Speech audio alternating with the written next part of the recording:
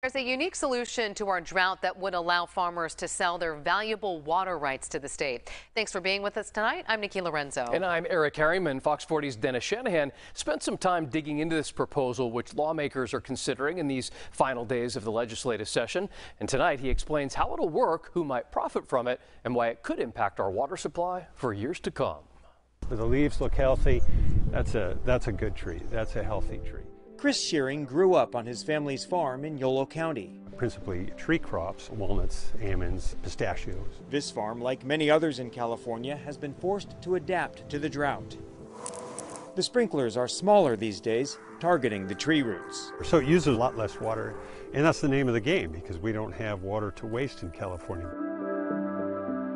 California agriculture is on defense this year because of water.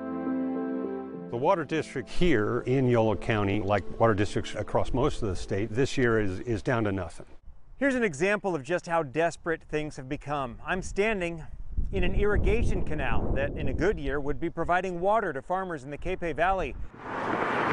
Right now, those farmers are relying on groundwater.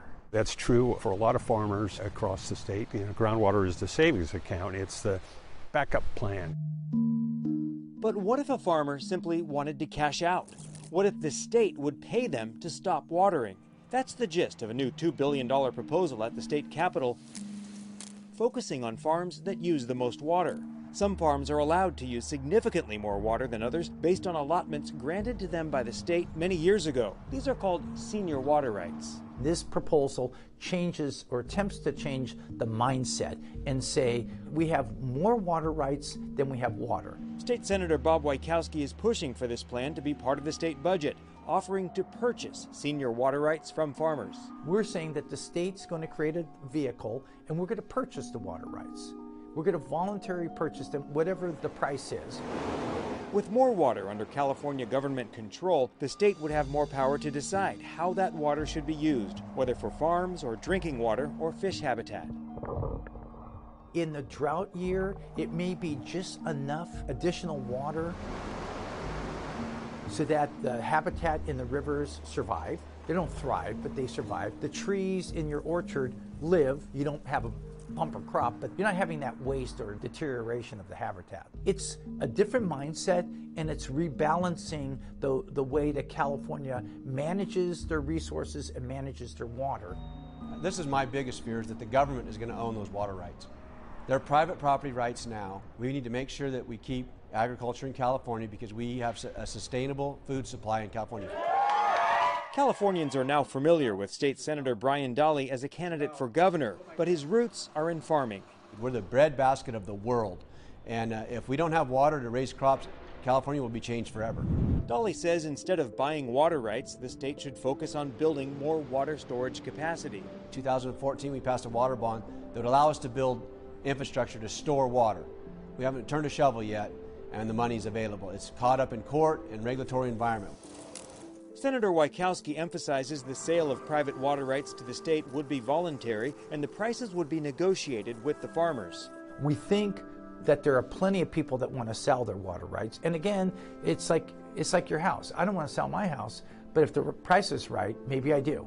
Voluntary is better than a regulatory confiscation of water rights. In addition to being a farmer, Shearing is a water rights attorney with the California Farm Bureau.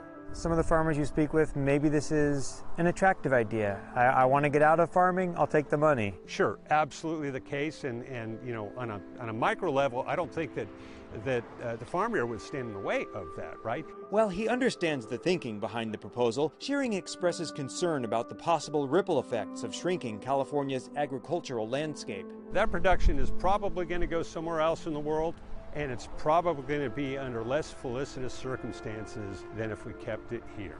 California is a marvelous place to farm. We have a Mediterranean climate with mild winters, Mediterranean crops like almonds, for example. You're not going to grow almonds in Iowa. It's just not going to happen. There's a strong case to be made that we should keep that production in California because it's the most efficient and the most regulated agricultural landscape compared to most places anyway.